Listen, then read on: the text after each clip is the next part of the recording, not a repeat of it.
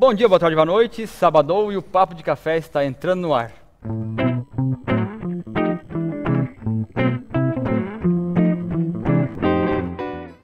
E hoje nós viemos até Porto Alegre, aqui nesse templo do cinema, Cinemateca Capitólio, para bater um papo sobre o Oscar 2020, que acontece amanhã em Los Angeles, com o crítico de cinema e santacruzense Marcos Mello. Marcos, seja bem-vindo novamente ao Papo de Café. Obrigado. Santa Cruzense é currículo, né? Currículo, né? Só para destacar. E nós prometemos que este ano, ao contrário do ano passado, nossas opiniões vão ser certeiras. Vamos acertar, né? E para participar hoje, trazemos para substituir a Glória Pires, Isso. Wagner Machado. Glória Wagner. Opa, Wagner Machado. É isso aí? Wagner Glória. Wagner Glória. Que queria Wagner ir a Pires. Los Angeles. Queria Los Angeles. Olha, isso aqui é Sim, muito não melhor precisa- que Los Angeles. Muito cara. melhor que o Kodak Theater, né, Bem Marcos? melhor, né? Te Isso aqui puxa, é- Wagner, porque eu sou fã da Glória Pires, né? Tô Olha torcendo aí, para que ó, ela viu? volte a comentar É. o Oscar esse ano. E sem zoeira, eu realmente adorei a participação dela aquele ano e adoraria vê-la de volta. De volta. Mas antes Digo de mesmo. nós falarmos propriamente de Oscar 2020, eu queria que o Marcos falasse um pouquinho para quem está nos assistindo sobre esse espaço aqui, que é paixão dos cinéfilos. Pois então, esse espaço é uma sala de cinema, né, dos anos 20. O Cine Teatro Capitólio foi inaugurado em outubro de 1928, na era dos chamados palácios de cinema, das grandes salas de cinema de rua, né? E ele funcionou como uma sala de cinema até o início dos anos 90. Com a crise dos cinemas de rua, a questão da violência urbana, a degradação do centro histórico, houve uma migração de salas, né? As salas do centro fecharam, que eram as salas grandes de rua, e começaram a abrir cinemas em shopping centers, né? Como o prédio tem um valor arquitetônico muito grande, é um prédio muito bonito, né? Ele foi adquirido pela prefeitura e foi tombado pelo patrimônio histórico municipal e estadual. E aí começou uma movimentação para se dar um destino para esse espaço, né? Várias coisas foram cogitadas, mas finalmente no início do ano 2000 se decidiu que seria um espaço adequado para receber a Cinemateca do Rio Grande do Sul. O que é uma cinemateca? A cinemateca não é só uma sala de cinema, mas sim um espaço de guarda da memória do cinema feito aqui no Rio Grande do Sul. Então a gente tem toda uma ação, né, de acervo, tem biblioteca, tem atrás da tela de cinema tem um prédio anexo com 4 andares, onde estão guardados filmes, livros, fotos, revistas, tudo que é relacionado à produção de cinema, né? Temos uma biblioteca, temos sala de pesquisa individual, e essa sala, né, que mantém as características originais do prédio, que hoje é o grande espaço da cinefilia alternativa aqui na cidade. O cinema está com um público excelente, é uma programação muito diversificada, exibe filmes clássicos, exibe filmes novos em lançamento, né? Por exemplo, agora a gente está exibindo O Farol, que é um filme que está, inclusive, concorrendo a alguns Oscars, né? Uma produção do Rodrigo Teixeira, né, produtor lá de São Paulo. Mas também retrospectivas, a gente está com uma mostra de filmes do diretor Costa Gravas, filmes restaurados, né? Então é uma programação bem diversificada, né? E a gente então tem essas duas linhas de atuação, a difusão do cinema, o Capitólio voltou a ser uma sala de cinema, mas também um espaço que cuida da preservação da memória do cinema É aqui no importante destacar estado. também os debates que acontecem aqui, vocês trazem cineastas, atores. Sim, as sessões são sempre sessões comentadas, né, com diretores, com críticos, pesquisadores, então é muito frequente esse tipo de programação. No passado vocês fizeram história trazendo o Roger Corman, né, famoso Sim, o diretor de Roger filmes Corman B. veio para o Fantaspoa, que é um festival de cinema fantástico que acontece aqui, né, e sempre traz convidados bem importantes, né. A gente teve também o ano passado aqui o Jean-Michel Frodon, que é um crítico francês muito conceituado, foi editor da Cahiers de Cinema, né, um cara bem importante, também fez uma sessão comentada aqui. E frequentemente a gente tem convidados de fora, né. Neville de Almeida veio o ano passado aqui também debater os seus filmes, né. E para a gente entrar então no Oscar 2020, Petra Costa já esteve aqui, Democracia em Vertigem, que é o Brasil no Oscar. Petra Costa não esteve aqui, infelizmente, esperamos que ela venha, né? Na verdade, nos últimos anos, ela esteve muito envolvida, né, nesse projeto. O Capitólio é um espaço novo, a gente está completando em março agora 5 anos, 5 né? anos. A gente inaugurou como Cinemateca Capitólio em março de 2015. E a Petra vem registrando esse processo político, né, no Brasil ao longo dos últimos anos, né, de uma forma muito comprometida. Ela produziu centenas de horas de material, né? Foi bem difícil chegar a essas 2 horas e pouco de filme, né? Final. Porque e ontem mesmo eu vi uma declaração dela de que se ela soubesse, né, das revelações do Intercept sobre as gravações envolvendo, né, o Moro com os procuradores lá de Curitiba, que é um escândalo isso, né? Que qualquer estudante de direito de primeiro semestre sabe o quanto isso é grave, né? Que ela não teria terminado o filme, que ela teria dado continuidade, porque isso daria mais complexidade a tudo que a gente está vivendo, né? Mas é muito bom, né? O filme está no Oscar, fazia tempo que o Brasil queria, né? Uma ano passado indicação, com né? o Carlos Saldanha, mas a animação, se não me engano, era... Mas o Carlos Saldanha não é um filme brasileiro, sim, né? Na verdade, né? Assim como o Dois Papas não é um filme brasileiro, sim, o diretor é brasileiro, mas não é um filme brasileiro, o assunto não é Brasil, né? Então, eu tenho uma relação bem ambígua em relação a essa indicação, assim, porque bem dividida, porque eu estou muito feliz por essa indicação. Eu acho que coloca o Brasil numa vitrine do cinema mundial, que é bem importante, né? Embora o Oscar sempre seja contestado, né, do ponto de vista artístico, né, em relação às suas premiações, algumas categorias, como a de documentário e filme estrangeiro, isso não acontece. Normalmente os documentários, os filmes estrangeiros premiados são muito qualificados normalmente. E a gente está nessa disputa com um documentário brasileiro sobre um episódio traumático da história recente do Brasil, é muito importante. Entre 5 de vários centenas de filmes, né? O que eu acho triste é justamente a história em si, né? É uma pena que isso tenha acontecido no Brasil, e é uma pena que a gente chegue ao Oscar contando uma história tão triste, tão vergonhosa, né? Para o Brasil, esse golpe que o Brasil sofreu. Eu imaginava que seria muito interessante uma dobradinha de uma outra produção da Netflix, que é o Privacidade Hackeada, né? Que é um filme que mostra exatamente como se constrói esse processo de divisão de um país, né? Que é alimentado por uma cadeia de manipulação de informações, de fake news, né? Que isso já foi acontecido, já aconteceu em diferentes países, e o Privacidade Hackeada, que é um documentário americano, mostra inclusive o Brasil, como isso aconteceu no Brasil, né? Então, o que levou aos episódios que a Petra Costa retrata no Democracia em Vertigem, está muito bem documentado nesse outro título, nesse outro documentário, Privacidade Hackeada, que quem não viu eu recomendo muito, também está na grade da Netflix. Muito bem também, muito bacana esse trabalho. A forma do Trump, como se elegeu, né? Digamos assim, de pesquisa, né? E o trabalho que ela foi desenvolvendo, a Petra, porque ela foi pegando ali desde os primeiros, vamos dizer, sintomas dessa labirintite que ataca o país, né? Porque essa vertigem nossa, ela da nossa democracia, ela já é quase de longa data. Exato, ela não é uma coisa que aconteceu do nada. Ela vem vindo, né? Não começou em junho de 2013, lá nos protestos. E as gafes que existem quando independente das intenções que se tem, quando tu acaba fazendo algumas, não sei se eu posso usar o termo parcerias, né?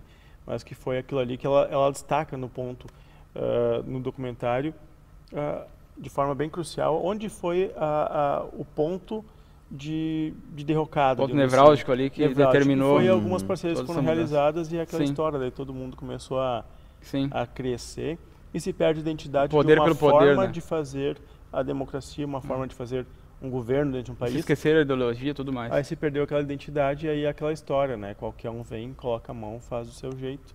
E aí se torna muito complicado, porque E aí chegamos no que temos hoje, lamentavelmente. Essa coisa. Então foi golpe mesmo? Para mim, sem dúvida foi golpe, na verdade. Eu acho que a gente tem um problema no Brasil, assim, que é uma extrema hipocrisia, assim. Tu pode ser a favor ou contra o golpe, mas tu não pode, se tu for um cidadão minimamente informado, que estudou história, que lê jornal, que se informa, que sabe o que está acontecendo no mundo, foi um golpe. Não foi um golpe militar, como em 1964, mas foi um golpe parlamentar. Qualquer livro de história tu põe lá, o que é um golpe parlamentar, né? O que é o golpe militar, né? Então foi um golpe. Tu pode ser a favor ou pode ser contra. Agora, não venha querer maquiar, né? Como em 64 se tentou fazer, né? O golpe de 64, quem viveu a época e quem vai aos jornais, aos livros de história, vai ver que nunca foi vendido como golpe. Ele foi vendido como Revolução de 64. Né, para livrar o Brasil da ameaça comunista. Tanto que comunista, hoje tem de novo uma tentativa de tentar reescrever essa parte da história. Então, eu acho isso muito curioso, assim, né? Assume que foi golpe porque foi golpe, né? Uma outra coisa que é curiosa, basta estudar, né? Basta ler a história do Brasil e de outros países, é que esses rompimentos com os processos democráticos, eles sempre são amparados juridicamente. Né? Há uma maquiagem e uma conivência do jurídico. É necessário, né? O nazismo, né? Tudo que os nazistas fizeram com os judeus, né? De desapropriar, de levar para campo de concentração, isso estava tudo respaldado juridicamente. Né? E tinha amplo apoio da população. Né? O Hitler foi eleito, né? Por um processo democrático, entre aspas, né? Então, eu acho com a promessa de resgatar a economia da Alemanha. A questão eu desconfio que lá não foi só um terço das pessoas que votaram. Foi bem mais. Foi bem mais. Foi bem mais. É importante destacar, né, que o mecanismo que está bem na Netflix fala muito bem disso, mostra muito bem também essa articulação. E você estava falando, vai dar... Podem até me dizer que foi um mal necessário, mas foi golpe. Sim, vai dar o que falar, esse documentário já está dando, né? E como seria bom se ganhasse, né? Só que a gente está analisando Netflix, e daí a gente já pode entrar nesse assunto Netflix, né? Que a gente tem vários filmes que estão concorrendo, né? O irlandês, tem uma ponte de diferença por ser documentário, sabe? Por ser uma outra categoria, assim, que daqui a pouco eles vão pensar em conteúdo. Mas falando em Netflix, o irlandês começou todo o gás, a expectativa alta, desceu o grande premiado e chega nessa noite de domingo como um filme que talvez não vai ganhar nenhum prêmio. Provavelmente. Tendo Scorsese à frente. Provavelmente. É difícil, sempre é difícil da gente, né, tentar fazer previsões. Ano passado a gente errou, né? Mas eu acredito que tudo está se desenhando, inclusive as outras premiações, né, que a gente viu aí nas últimas semanas, para reconhecer o valor do irlandês. Através de um número bem expressivo, bem significativo de indicações, mas no momento de dar o prêmio, né, reconhecer uma produção de raiz hollywoodiana. E aí me parece que a gente tem um candidato muito forte, que é o Era Uma Vez em Hollywood, que é um filme do Quentin Tarantino, né, um filme que celebra a comunidade de cinema de Hollywood, né, e reescreve um dos episódios mais traumáticos da história de Hollywood, que é o assassinato da Sharon Tate, né? A atriz casada com o cineasta Roman Polanski, que foi brutalmente assassinada, né? Um episódio que traumatizou muito a comunidade cinematográfica de de Hollywood nos anos 70. E o Tarantino brilhantemente dá um final feliz para essa história, subverte isso. E eu acho que isso tem encantado muito a comunidade de cinema, que são, né, os só não encantou o Polanski, né, os votantes, os eleitores. Que né? Tarantino pro Brasil, ver se ele consegue um final feliz para nós. Eu acho que isso faz com que o filme tenha chances muito boas de melhor ator coadjuvante. Eu acho que o Brad Pitt leva, embora tenha concorrentes fortíssimos, irlandês, né? Al Pacino. Mas acho que o Brad Pitt tá incrível, né? Tá incrível, o Brad Pitt tá incrível. Melhor roteiro original, acho que é bem possível que ganhe, e talvez melhor filme se não for atropelado pelo 1917, está vindo aí com muita força, né? E falando em Netflix, né, várias indicações, tem a História de um Casamento concorrendo, o Irlandês, né, porém não deve levar muitos prêmios. Isso mostra na hora do voto, na hora da campanha pelo voto, o poder dos estúdios tradicionais. Um boicote ao streaming, seria mais ou menos isso? Acredito que sim, né? Nem tanto um boicote, mas acho que uma tomada de posição, assim, no momento em que claramente há uma disputa, né? Que era uma vez em Hollywood, era a Sony, né? É uma tomada de posição. Ali na frente, os grandes estúdios vão estar entrando no modo de streaming também. E aí? Já estão entrando, né? Já estão entrando. Então aí fica a questão, vamos boicotar quem, tem? Essa é uma questão bastante polêmica, mas é uma questão um acordo de culpados, né? Parece que hoje está dominando o debate, assim. Eu acho que eles vão abrir algumas exceções, né? Eu aposto muito no nome da Laura Dern como melhor atriz coadjuvante pela História de um Casamento, né? Que acho difícil que ela perca esse Oscar para alguma outra das candidatas, porque a Laura Dern é uma atriz que já tem uma trajetória importante, reconhecida, né? Ela já foi premiada outras vezes em outras premiações, aí Globo de Ouro e tal, já concorreu ao Oscar de melhor atriz. Mas me parece que esse é o momento dela. Assim, ela está eu acho que no ápice, né, da sua forma, e acho que vai ser um prêmio bem merecido, não esquecendo também que há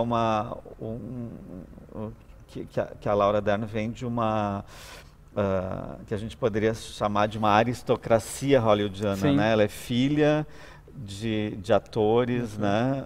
Atores importantes, reconhecidos também, né? O Bruce Dern e a Diane Ladd. Então, tudo isso faz com que acho que esse efetivamente seja o ano dela. O Bruce Dern concorreu há pouco tempo com o Nebraska. Exatamente. Para lembrar. Inclusive acompanhado por ela. Ela foi acompanhante do pai aquele ano, né? E a Laura Dern, eu li que ela é advogada no filme História de um Casamento, né? E ela emergiu nesse papel a partir da própria experiência dela de separação. Tem um advogado de direito de família. Né, que pode falar um pouco. Mas a gente pode falar no próximo bloco. No próximo bloco, então. O diretor já está pedindo intervalo, então vamos para o intervalo. Vamos para o intervalo e já voltamos com mais Oscar 2020. Aguarde.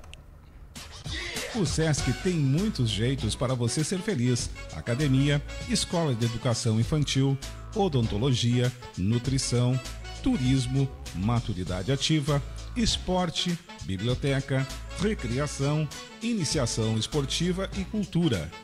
Sesc, a força do sistema Fê Comércio ao seu lado. Rua Ernesto Alves, 1042, fone 3713-3222.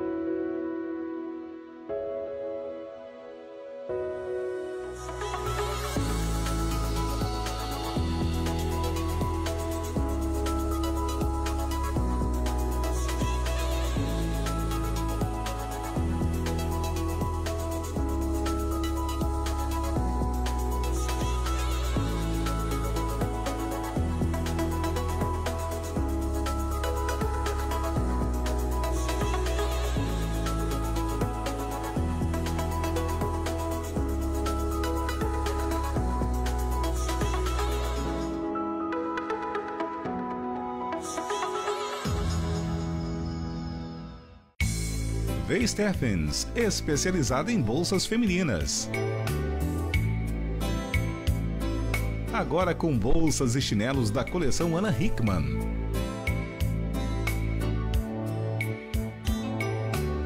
Venha e confira todas as novidades. V. Steffens, no centro da cidade, Marechal Deodoro 638, ao lado do Dom Alberto. Rede de óticas Mercadão dos Óculos. Armações e lentes de marcas exclusivas. Armações de grau a partir de R$ 19,90. Óculos de sol a partir de R$ 79,90. E você ganha o antirreflexo ou segundo par de lentes. Rede de óticas Mercadão dos Óculos. As melhores lentes do mercado. Vem pro Mercadão dos Óculos você também. Qualidade Veículos, empresa destaque na venda de seminovos, a única com o selo de qualidade no Brasil. Revisão em mais de 50 itens, com o objetivo de garantir a qualidade do veículo desde o momento da aquisição, pela revenda até a entrega ao cliente. Quer assistência pós-venda? Conte com a gente. Fornecer carros com alto padrão de qualidade para você ir com segurança a todo e qualquer lugar. Venha para a Qualidade Veículos, Rua 28 de Setembro, 1369, Santa Cruz do Sul, Rio Grande do Sul.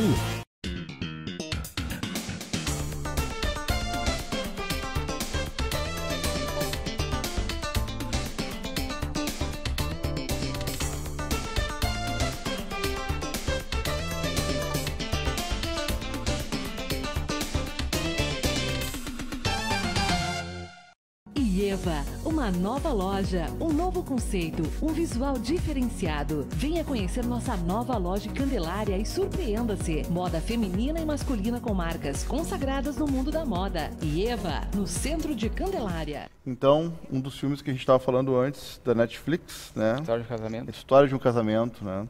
E entra, né, direito, advogado, Direito né? de família. A minha percepção do filme é assim, né? Eles eram um casal, assim, que eles acabaram se separando, mas eles tinham uma ideia de uma separação bem tranquila, Amigável. assim, amigável, né? Mas no momento em que a primeira, que foi ela, que procurou a advogada ela Estimulou a questão de, não, vamos Divórcio roubar sem conciliação. disso, vamos pegar disso, vai ter que pagar pensão. E quando ele procurou o advogado, aconteceu a mesma coisa, sabe? E aí, Wagner, é assim, mas o filme faz uma crítica, justamente. Claro, faz uma crítica a essa parte, né? Isso aí, eles pegaram aquela coisa mais clichê de advogado, né? Graças à evolução humana, digamos assim, a profissão de advogado ela tem modificado bastante, né? Eu, propriamente, também trabalho com direito de família, de uma forma muito forte, né? E o que a gente faz? Hoje, cada vez mais, a gente evita o litígio e a gente amadurece mais um processo para quando ele tem que ser encaminhado ao judiciário, para que, sempre que possível, tu encaminha um acordo, especialmente falando quando tu tens ali uma criança, né, envolvida. Então a gente cuida disso. Então essa forma de gosto de sangue na boca, de advogado, aquela coisa, isso tem sofrido algumas modificações, o que é muito bom, né, e essa era hoje da mediação, né, e da conciliação tem facilitado isso, porque são vidas, né? Antes de qualquer coisa, antes dos bens, é um tempo de vida que tem ali, é histórias, são memórias, são pessoas, são relações, né? Tem muita coisa envolvida que vai muito além do material, né? Então, em que pesa essa questão clichê, né? E isso vem interessante porque, assim, quando alguém for separar, escolhe bem o profissional e vê a linha que ele adotar de diálogo com você já na primeira consulta. Por quê? Às vezes eles têm a intenção de uma coisa mais tranquila e uma outra pessoa que é totalmente estranha à vida deles, né? E que tem os seus objetivos com relação ao caso, né? No caso do advogado, que é o seu lucro, digamos assim, ali, que ficou uma forma bem explícita, né? Ele está pensando daqui a pouco na forma dele, uma visão antiquada de exercer uma advocacia, né? E isso ali é uma crítica que foi bem dura, bem severa. A questão da criança só não entende que quem não quer. E essa questão, né, da disputa, porque quando a gente trabalha isso hoje, esse avanço que eu falei, porque é a questão da alienação parental, né? Porque a criança vai ficar no meio daquele cabo de guerra depois e vai sofrer, e no futuro dela ela vai repercutir, daqui a pouco vai ter problemas, distúrbios. Vai ter problemas, distúrbios, vai ter uma concepção errônea de pai e mãe, né, na forma dela, quando ela tiver que fazer o papel de pai ou mãe, então para ela isso pode ficar conturbado, né? Sim. E a gente tem que pensar nisso. Então, às vezes as pessoas chegam lá, mas isso vai demorar? Eu digo, olha, vai depender muito se vai demorar ou não. Porque eu digo que o pior acordo ainda é melhor do que a melhor sentença. Por quê? Imagina só, as pessoas conviveram a vida delas, né? 2, 10, 20 anos muitas vezes, né? E fizeram as coisas da forma como elas combinaram. Só elas conhecem a relação, os pontos fortes, os pontos fracos. E aí vai vir uma terceira pessoa que não tem nada a ver com eles, que vai pegar a letra fria da lei, É bem isso. que é o juiz, e dizer, então agora vai ser o seguinte, tu vai ver teu filho ou tua filha de cada 15 dias, porque as pessoas não conseguem se conversar.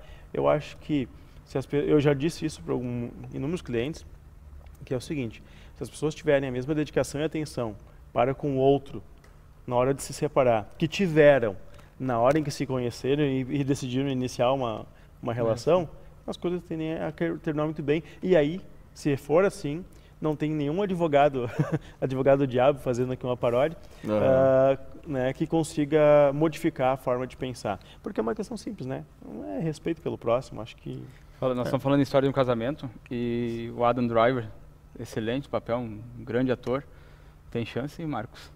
Em relação ao Joaquim Fênix, que é o principal candidato. Acho que não, acho que não. Eu acho bem difícil, assim. Vai ficar para uma próxima. Eu acho que fica para uma próxima, né? É a primeira indicação dele, né? O Fênix. Ele foi coadjuvante no... Ele foi indicado ano passado, não? Ano passado não, foi mas indicado. como ator é a primeira, né? Ele era coadjuvante. Como ator principal é a primeira. E me parece que o Hollywood também gosta muito de reconhecer, né, os seus atores que estão ligados a filmes de sucesso de bilheteria, o que o Coringa efetivamente é, né? E o que eu acho interessante também de reconhecer nesse filme é que o Joaquim Fênix, ele pega um personagem que já foi em anos recentes, né? Muito bem criado no cinema, né? Pelo Jack Nicholson, né? no Batman do Tim Burton, e depois pelo Heath Ledger, que inclusive ganhou, né, um prêmio póstumo, um Oscar póstumo de melhor ator coadjuvante, e ele consegue em pouco tempo, né, trazer uma nova leitura para esse personagem, que é um personagem tão emblemático aí para os fãs de histórias em quadrinhos. Eu cheguei a me arrepiar falando agora, porque Coringa é Coringa, né? E realmente cria um personagem muito forte, né? Um personagem que certamente vai ficar na galeria dos grandes personagens. Retrato dos excluídos, do né? cinema, exatamente. Como nascem os monstros. É um filme que tem uma pegada política muito forte, né? É um filme que subverte totalmente esse universo aí das produções Marvel, de super-heróis e tal. E eu acho que ele vem com muita força, seria um prêmio muito bem dado, embora todos os outros concorrentes estejam muito bem, né? Eu acho, por exemplo, a atuação do Antônio Bandeiras no Dor e Glória, eu acho incrível, mas já foi premiado no Festival de Cannes como melhor ator, mas acho que o reconhecimento, né, da indicação é o que ele vai ter, assim, dificilmente ele vai levar a estatueta para casa. Eu penso que esse ano, se eu fosse indicado ao Oscar, assim, como melhor ator, eu ia dizer, né, deixa para o ano que vem. Tu poderia ser indicado. Guarda o ano que vem, vamos deixar assim, porque realmente foi espantosa a aprovação pelo papel, né, em Joker. Todo mundo comentou, mundo afora, as pessoas comentam a atuação. E ele é a grande força do filme também, né? Exatamente, tira a atuação, né? Tira o personagem e acaba o filme. Tu entra na internet, por exemplo, as pessoas falando sobre alguns distúrbios mentais e coisas, estão usando direto, sabe, a figura dele, as expressões dele, e aquilo ali já meio que colocou, não, o cara foi o melhor ator. Aí, então, se eu fosse ser indicado, né, se eu sou ator lá, eu sou indicado, vamos ver, nem tem um ia projeto, pra festa. Só para dizer, o Wagner, se fosse indicado nesse atual momento, seria como interpretando Casanova. Talvez, né, o Dom Juan de Marco, né, talvez. E fazendo uma junção, até uma piadinha, mas o irlandês lá, o Robert De Niro, que era o pintor de parede, ele aprendeu a pintar a parede com o tiro que o Coringa deu na cara dele, né? É mesmo, né? Tá, agora tu contou o desfecho do filme. Mas é spoiler, tá aparecendo a parte. Mas todo mundo já viu, né, o Coringa. Já viu. E lembrando aqui que nós tínhamos o Jonathan Pryce, Dois Papas, que eu achei que poderia ter tido melhor sorte no Oscar, Dois Papas. Roteiro foi essa é uma produção também, não acho que faltou fé. Netflix, né? Eu acho que é um filme bem anódino, assim. Eu acho que ele nos interessa um pouco mais, espectadores brasileiros, porque o diretor é brasileiro, mas é um filme que eu acho que vai ser esquecido muito rapidamente, assim. Né? Porque como esse filme tem muitos outros filmes, né? Semelhantes, né? Semelhantes, né? O História de um Casamento, por exemplo, que é uma produção da Netflix, me parece que ele tem mais força, porque Hollywood sempre reconheceu esses grandes dramas conjugais, né? Se a gente for lembrar um filme, por exemplo, como Kramer vs. Kramer, que é muito parecido, assim, né? Foi o filme que deu o primeiro Oscar para Meryl Streep, que fez com que a carreira dela estourasse, né? Disparasse. Um filme também que ajudou, né, a consagrar o Dustin Hoffman, que é um cara que hoje está meio sumido, assim. Então, e o diretor sumiu também, Robert Benton. O diretor sumiu, ganhou né? o Oscar, mas sumiu. Mas historicamente Hollywood sempre gostou desses grandes dramas conjugais, né? Quem Tem Medo de Virginia Woolf, com a Elizabeth Taylor e o Richard Burton também. Cenas de um Casamento não foi indicado melhor filme estrangeiro. Que inclusive dizem que o Noah Baumbach do História de um Casamento se inspirou no Cenas de Casamento. O Noah Baumbach é um fã, né, declarado de cinema europeu, ele gosta muito de cinema europeu. Né? E era crítico de cinema também, né? Exatamente, e casado com a Greta Gerwig, que está aí na disputa também. Sim, pois é. De melhor filme com Adoráveis Mulheres. Eu acho que é o ano do Tarantino se o 1917 não atrapalhar. Eu acho que não vai. O meu palpite é que o 1917 vai ficar com os Oscars técnicos. E o grande destaque dele, na verdade, tu pode falar melhor que eu, é a questão do plano de sequência. Eu acho que isso foi o grande... Não vou dizer revolução do filme, mas... Acho que isso que eu não vi o filme ainda, patamar mas todo mundo diz que é um plano de sequência falso, né, na verdade. Sim. Não é uma grande novidade, o Birdman já fez isso há pouco tempo atrás, né, o filme do Inharrito, ele também era um falso plano de sequência, né. Lembra? Então não é uma grande novidade.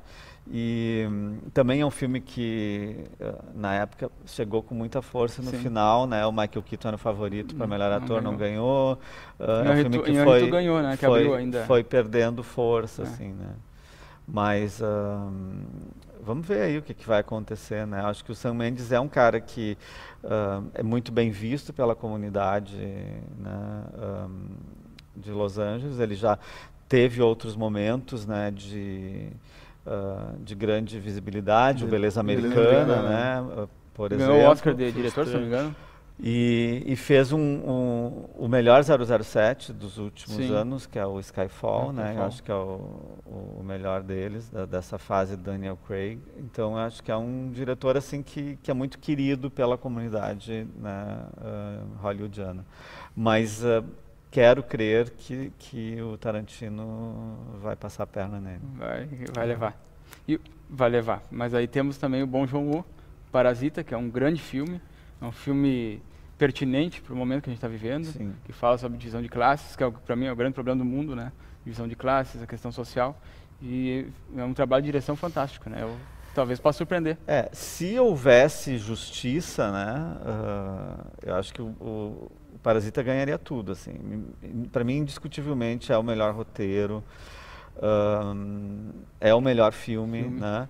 Mas ele deve ficar com o prêmio de melhor filme estrangeiro, né? Eu acho que isso é inegável, mas dificilmente vão dar o prêmio de melhor filme para ele. Se já não deram para o Roma ano passado, para um diretor muito mais próximo, né? Que é o Cuarón, né? Um filme muito mais palatável para os padrões hollywoodianos. Eu acho que dificilmente a indústria americana vai, para usar uma expressão mais vulgar, abrir as pernas para o cinema da Coreia do Sul, assim, né? Premiando um filme falado em coreano, uma língua que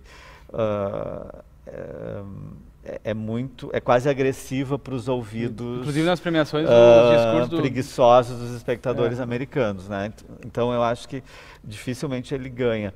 Talvez num ato de extrema ousadia ele receba melhor roteiro. Já tivemos o Ang Lee premiado, né, como diretor falando... Mas o Ang Lee foi um diretor que, né, logo se adaptou muito bem ao cinema americano. Hoje é um cara que tem feito, né, a sua carreira nos Estados Unidos e com projetos super comerciais, né? Já dirigiu Hulk, já dirigiu filme de ficção científica com o Will Smith. É um cara assim super integrado à grande indústria americana, né? Fez As Aventuras de Pi, esses filmes de grande produção com muitos efeitos especiais. Me parece que o perfil do Bong Joon-ho é um pouco diferente. Pois é, falando do Bong Joon-ho, agora como nos últimos anos a Academia premiou diretores estrangeiros, foi Cuarón, Inhárritu, Del Toro, talvez dessa vez vão premiar um diretor americano. E sim, pode ser Quentin Tarantino ou Sam Mendes. Exatamente. Pensando dessa forma, né? O melhor diretor? Sim. Scorsese, infelizmente, que era meu favorito. Eu acredito que o que joga muito a favor do Tarantino é que ele faz essa fábula, esse canto de louvor aí a Hollywood dos anos 70, né?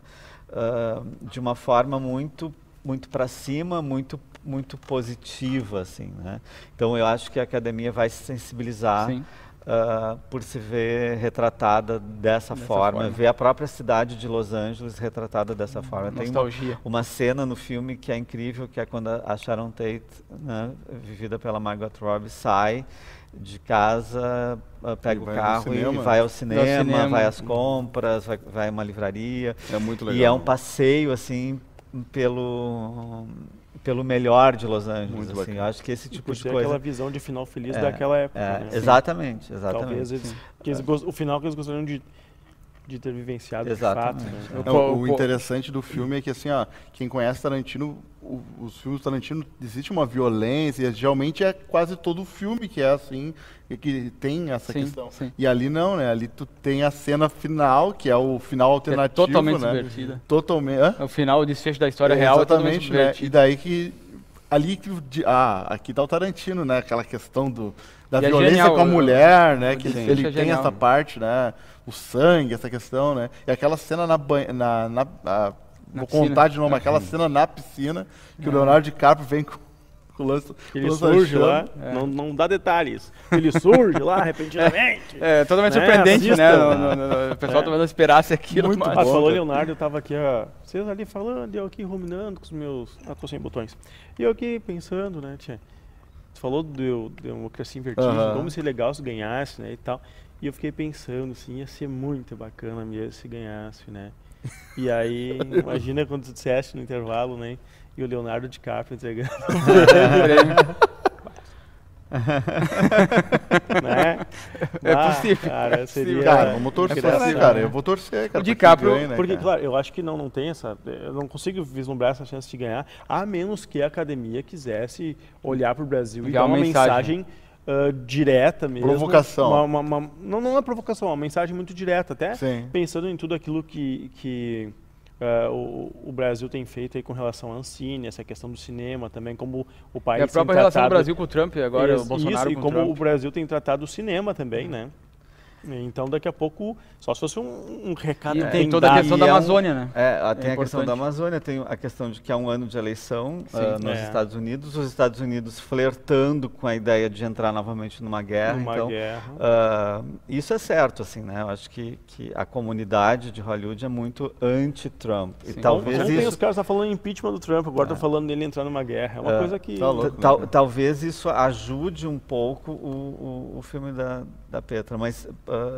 ganhando ou não, acho que só a indicação é muito importante. Acho que isso é uma janela de visibilidade para o filme incrível, especialmente no momento em que o Bolsonaro, né, que eu nem gosto de citar o nome dessa criatura, evito, tem uns apelidos, de repente mas ele há pouco tempo disse, né, cite um filme brasileiro bom feito nos últimos anos. Essa indicação é um tapa na cara, assim, né? Especialmente se a gente for identificar uma coisa que é óbvia. Para boa parte dos eleitores do Bolsonaro, o Oscar é o único prêmio de cinema que interessa. Eles estão, né? Que existe. Nem sabe o que nem sabe o que é Cannes, o que é Veneza, o que são os outros festivais, né? Se o filme ficou na lista dos 10 mais do ano da carreira de cinema, como aconteceu com Bacurau, eles nem estão para ele, porque esse universo não está no radar deles. Mas o Oscar, sim. Então eu acho muito divertido, eu tenho me divertido muito em ler as colunas, os comentários dos bolsominions e dos jornalistas, colunistas de direita, né? A respeito dessa indicação. E ditos entendidos, né? Porque não tem patavinas. Então eu tenho achado muito divertida essa reação, e só isso. Ali em janeiro mesmo, ali logo, em razão da indicação, logo no dia 14, teve o PSDB, né, nacional, se manifestou no Twitter lá, fazendo um posicionamento contrário, dizendo que aquilo ali era uma, tipo, sabe, ridicularizando a indicação. Eu disse, pô, mas que isso, cara? Agora os caras largaram a política e viraram crítico de cinema. E foi muito divertido isso, porque eles receberam na hora uma resposta muito boa, assim,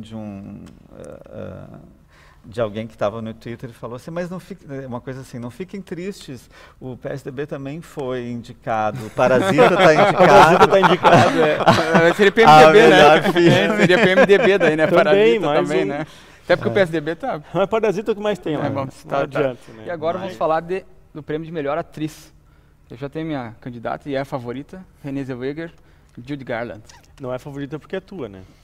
Mas só pra deixar claro. Tá bom. Hollywood tem uma coisa, né? A academia tem uma coisa que particularmente me incomoda um pouco, assim, que é a valorização de atores que interpretam figuras reais, assim, né? Então, se a gente for pegar em anos recentes a quantidade de atores e atrizes que foram premiados dando vida a pessoas que realmente existiram, personalidades que realmente existiram, é quase uma recorrência. Todo assim, ano, né?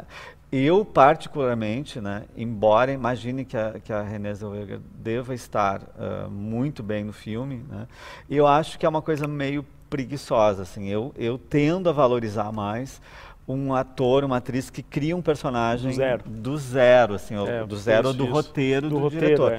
Porque essas atuações todas, né, por mais talentosos que sejam os atores e as atrizes, elas estão muito escoradas também num trabalho que é muito importante, dos maquiadores, dos figurinistas. Eles ficam horas sendo maquiados para ficarem parecidos fisicamente, né? Então só isso já impressiona muito. Parece que tu está imitando em alguns casos pela melhor imitação possível da figura real, né? Exatamente. E eu acho estranho isso, porque daí desprestigia aquele ator que pega um roteiro, vê um personagem e ele não sabe se o personagem tem um trejeito, se tem um cacuete, se não tem. Ele vai ter que trabalhar, vai ter que criar isso.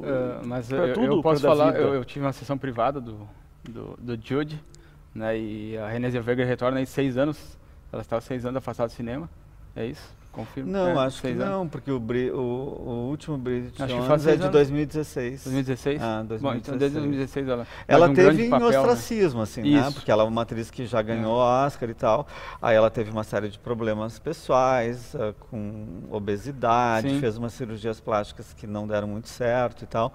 Mas agora ela voltou assim com tudo. E também Hollywood gosta muito também desses comebacks, né, assim, desses retornos e a Judy Garland foi um ícone, né, Mágico de Oz, e eu conhecendo a história de Judy Garland, conhecendo os filmes que ela fez, a Renée Zellweger a incorporou de fato, e num momento derradeiro, né, porque foi o último ano da vida dela, últimos meses, né, que ela vai a Londres tentar ganhar dinheiro para recuperar o tempo que ela perdeu com alcoolismo, com outros problemas, e acaba logo depois falecendo. Mas ela está muito boa, excelente no papel. Essa categoria de atriz, eu acho que a academia, e não só a academia, eu acho que outras premiações também ignoraram a atuação, que é a minha atuação favorita de atriz esse ano, que é a da Lupita Nyong'o no filme Nós, do Jordan Peele, que é uma atuação impressionante. Ela faz 2 personagens, porque o filme trata de duplo, né? E é uma atriz jovem que realmente tem um trabalho de voz, de corpo, de tudo que é realmente muito impressionante. E foi solenemente ignorado, eu acho bem... No Globo de Ouro ela foi indicada, né? Escandaloso. Não foi. Não foi também? Não foi também. Não foi também. Então, o próprio Nós, acho que é um filme que foi muito injustiçado. Ele merecia, pelo menos, prêmio de indicação para melhor roteiro, né? Eu colocaria ele fácil também, melhor filme, melhor direção. Acho que desses 9 filmes indicados, ele é superior a vários deles. Né? Por exemplo, então, Ford vs Ferrari, eu não assisti. Eu não sei se alguém assistiu, mas são filmes completamente anódinos, né? E o Nós também é um filme com uma pegada política, né? Muito interessante. Aí vem uma coisa que é meio curiosa, assim, porque os protagonistas do Nós são uma família negra de classe média alta, né? Parece que ao ator negro cabe interpretar um escravo, como a atriz do Harriet, né, interpreta uma escrava abolicionista. A Lupita, alguns anos atrás, ganhou o Oscar de melhor atriz coadjuvante, vivendo uma escrava que tem a sua grande cena, é a cena que ela é chicoteada, né? Parece que é para isso que servem os atores negros, para interpretar escravo, para interpretar empregada doméstica, para interpretar... e aí quando tem um filme que apresenta uma outra representação aí de família, né, de uma forma incrível, um filme de uma super complexidade, o filme é ignorado completamente. E de tantos esquecimentos em relação ao filme, o que me parece mais escandaloso é o da Lupita. A atuação dela realmente é muito... Deixa eu só resgatar uma história que eu li recentemente no El País, uma matéria sobre a trajetória da Hattie McDaniel. Ganhou o Oscar de coadjuvante pelo Vento Levou, foi a primeira negra a ganhar o Oscar, né? E aí relata que na cerimônia ela não pôde sentar na mesma mesa onde estavam os candidatos, os indicados brancos. Sim. Ter que sentar numa mesa separada. Então imagina. Não, é gritante. Tivemos evolução, obviamente, mas ainda melhor se evoluir muito. Outro que ficou de fora, mas é mais uma reação dos fãs, né? É o Joias Brutas, né? Que eu li as matérias e dizia, não, o Adam Sandler vai estar em melhor ator, vai concorrer a melhor ator, mas foi eliminado, né? Eliminado. Além do Adam Sandler, o Eddie Murphy também, né? Eddie Murphy também estava bem cotado para uma indicação. E também interpretando um personagem que existiu real. É verdade. Aí tem um filme que eu acho que está meio correndo por fora, mas pode talvez surpreender com alguma premiação, que é o Adoráveis Mulheres, né? Da Greta Gerwig, que eu acho que é uma belíssima adaptação de um clássico da literatura americana, que já teve várias versões, né, para cinema, né? Indicou 2 atrizes, né? A Saoirse Ronan para melhor já ganhou atriz. O Oscar também, né? E a Florence Pugh como melhor atriz coadjuvante. A Saoirse nunca ganhou. Acho que ela foi indicada, então. Ela já foi indicada. O único prêmio que eu vislumbrava, que talvez o irlandês pudesse ganhar, que era melhor roteiro adaptado, acho que eles tiram da mão do irlandês também. Vai para Adoráveis Mulheres. Eu acho que vai para Adoráveis Mulheres, porque primeiro tem todo um desconforto da Greta não ter sido indicada a melhor direção. Novamente, todos os indicados são homens. Isso num momento em que essa questão está muito presente em Hollywood, né? A adaptação é excelente, assim, ela pega realmente um livro clássico e consegue trazê-lo para os dias de hoje, né? Fazer com que ele dialogue. Marcos, o nome do livro, o pessoal deve estar... O nome do livro, que é Mulherzinhas. Mulherzinhas. A autora é a... Louisa May Alcott.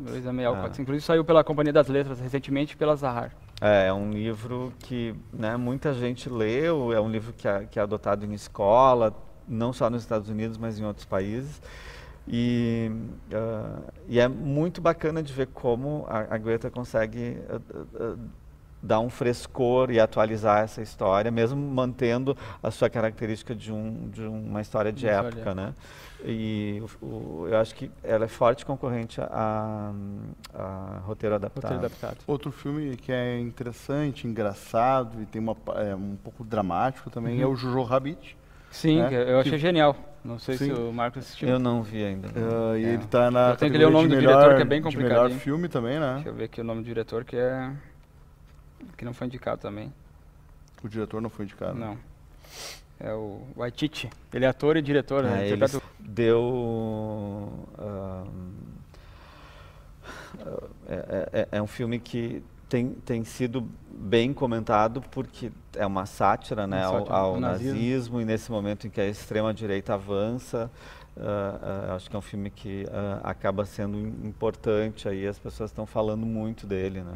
E a Scarlett Johansson, inclusive, está concorrendo por esse filme e pelo História de Casamento. Né, só pra ela destacar. ganhou duas indicações, coadjuvante e atriz.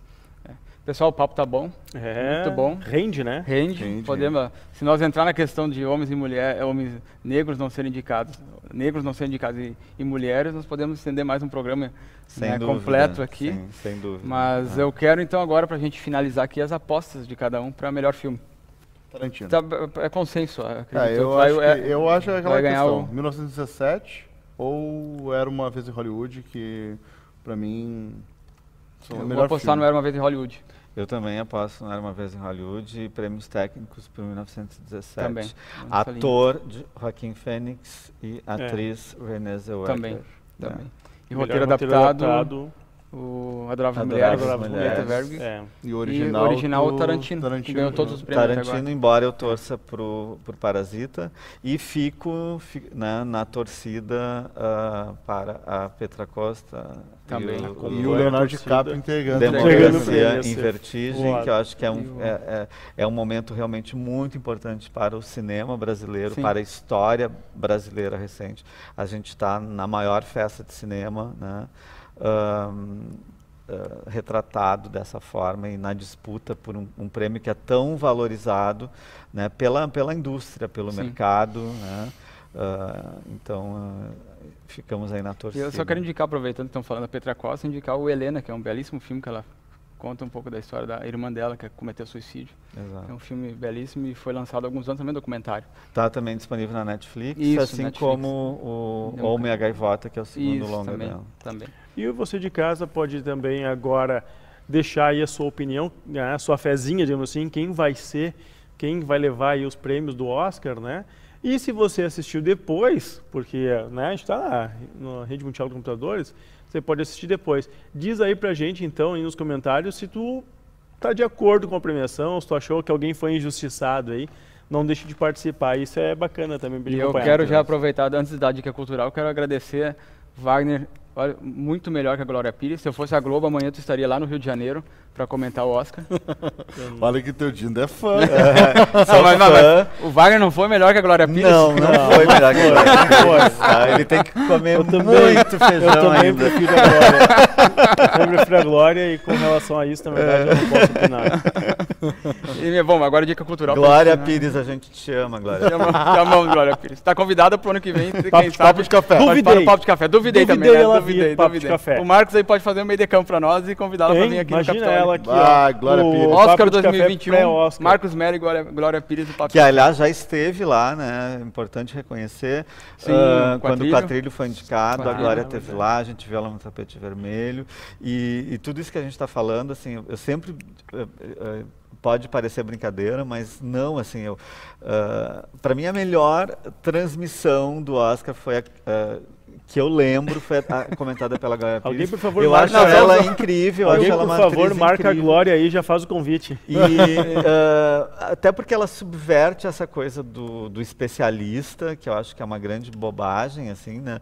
Numa festa tão mundana como é o Oscar, porque é isso, o Oscar é uma festa mundana, assim, né? Sim. E aquela obrigação que o especialista tem de ver todos os filmes e ter opinião sobre todos os filmes. Desumano, né? Não, ela cumpriu muito bem o papel dela e ela estava lá também porque ela esteve lá, ao contrário de nós, né, e de outros que se dizem especialistas, nunca estiveram lá no tapete vermelho, nunca estiveram lá naquele auditório, e ela esteve lá concorrendo e fez bonito, como ela sempre fez na sua brilhante carreira. O tapete do Oscar é vermelho? Vagabundo! Deixa eu encerrar, que o diretor tá me avisando. Era aqui hora. que tá estourando Tá o na tempo. hora, tá na hora. A minha dica cultural é um filme que não estreou ainda, está em pré-produção, que é o Monk, que vai contar os bastidores do clássico Cidadão Kane, que já foi, por muitos anos, o melhor filme de todos os tempos, e conta a importância do roteirista Herman Mankiewicz na produção desse clássico. Sempre tem aquela discussão, o que é mais importante, o diretor, que no caso aí foi o Orson Welles, ou o roteirista. Então, Fica a dica, é um novo filme do David Fincher. Então, é um filme que promete e provavelmente vai estar no Oscar daqui a pouco. Com certeza. Esse foi o Papo de Café de hoje e até semana que vem. Até mais. Tchau, tchau. Tchau.